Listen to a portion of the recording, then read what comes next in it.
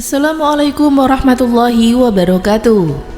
Apa kabar sahabat Amirul Mukminin?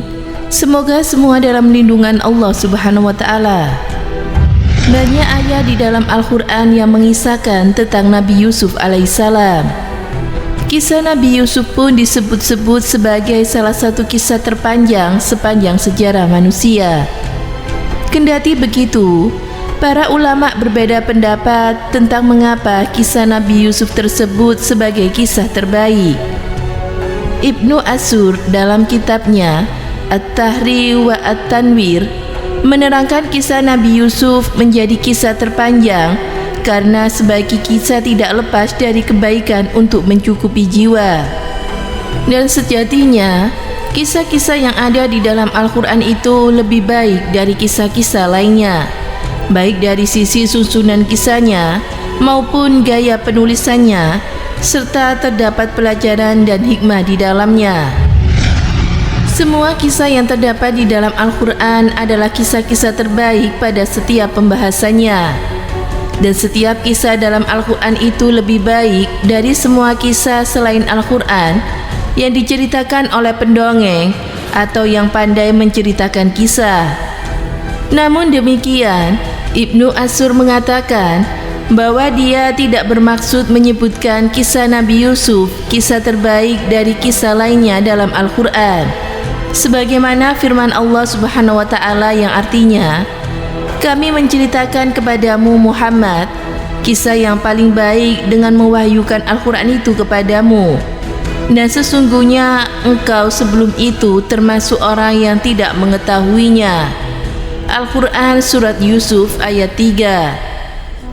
Huruf Ba dalam kalimat Bima auhayna ilaikal hadal Quran menunjukkan sebab yang sesuai dengan yang dikisahkan.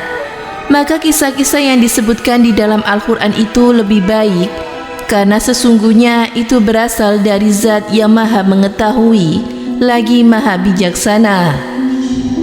Pendapat lain menyebutkan kisah Nabi Yusuf disebutkan kisah terpanjang karena kisah itu memuat perspektif utuh dan sempurna terkait dengan pelajaran dan pesan-pesan bijak. Pendapat lain mengatakan ini karena kesabaran Nabi Yusuf yang melampaui batas manusia normal terhadap para saudaranya. Sedangkan pendapat lain menyebutkan kisah Nabi Yusuf ini memuat kisah para nabi, orang soleh, tentang integritas perjalanan kerajaan dan juga raja, pria wanita, tipu daya wanita, tauhid dan fikih, tafsir mimpi, dan surat ini kaya dengan bukti dan referensi. Kendati begitu, Nabi Yusuf itu memiliki keunikan tersendiri dibandingkan kisah-kisah lainnya di dalam Al-Quran karena mengandung pelajaran dan juga hikmah. Dalam kisah Nabi Yusuf diceritakan tentang kesabaran Nabi Yusuf yang ditelantarkan oleh saudara-saudaranya namun tetap memaafkan mereka. Kemudian disebutkan juga tentang orang-orang soleh, lalu kisah tentang bujuk rayu, kehidupan para penguasa, perempuan dan lain sebagainya.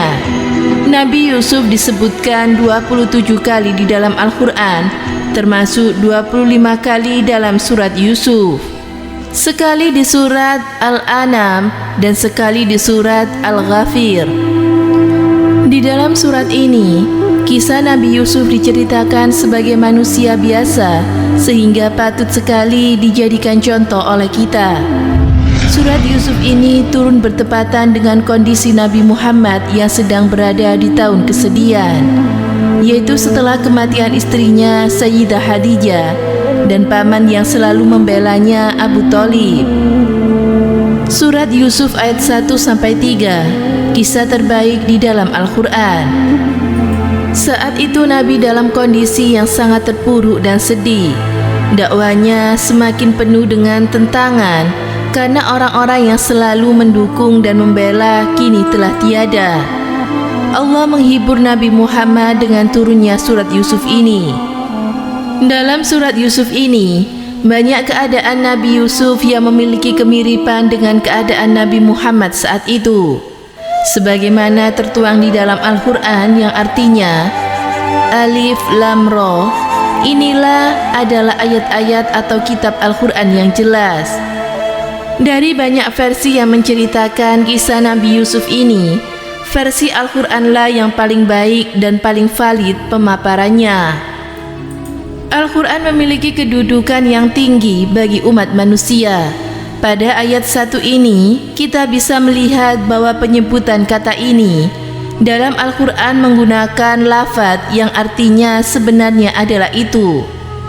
Para mufassir mengatakan bahwa yang demikian ini untuk menunjukkan bahwa meskipun Al-Quran ada di dalam genggaman kita dan di hadapan kita saat ini, namun ia memiliki kedudukan yang sangat tinggi dan jauh di atas kita. Sebagaimana tertuang di dalam Al-Quran yang artinya, sesungguhnya kami menurunkannya sebagai Al-Quran berbahasa Arab agar kamu mengerti.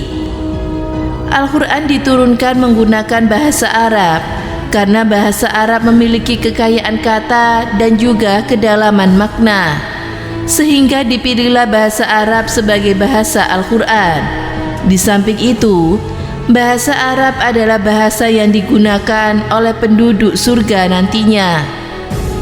Kami menceritakan kepadamu Muhammad kisah yang paling baik dan mewahyukan Al-Quran itu kepadamu.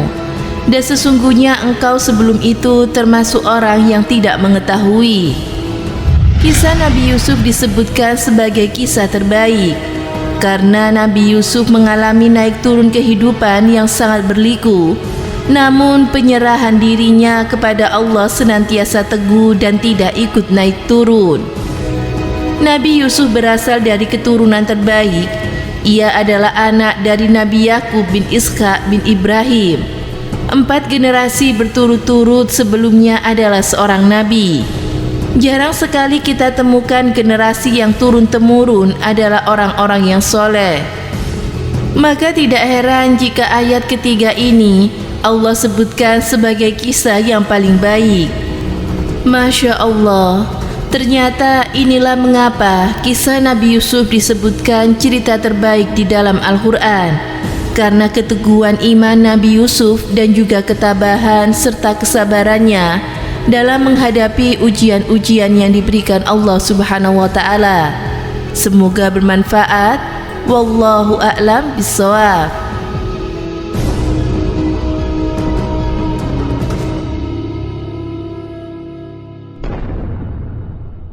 Assalamualaikum warahmatullahi wabarakatuh. Pemirsa Amirul Mukminin yang dirahmati Allah Subhanahu wa taala.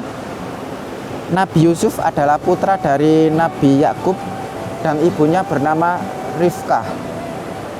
Silsilah lengkapnya adalah Nabi Yusuf bin Nabi Yakub bin Nabi Ishak bin Ibrahim bin Nabi Nuh alaihissalam. Nabi Yusuf mempunyai 12 saudara. Beliau merupakan anak ketujuh di antara 12 saudaranya. Nabi Yusuf, saudara dari sekandung adalah Bunyamin. Namun ibu kandungnya wafat ketika ia berusia 12 tahun. Al-Quran mengawali kisah Nabi Yusuf saat ia masih sangat muda.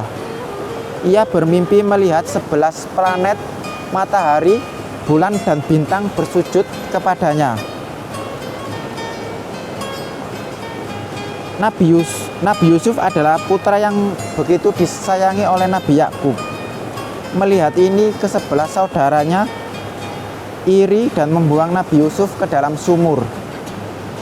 Setelah diselamatkan oleh kafilah dagang yang sedang lewat, ia pun dijual sebagai budak yang sangat murah sekali kepada pembesar Mesir. Maka Nabi Yusuf pun dibawa ke istana.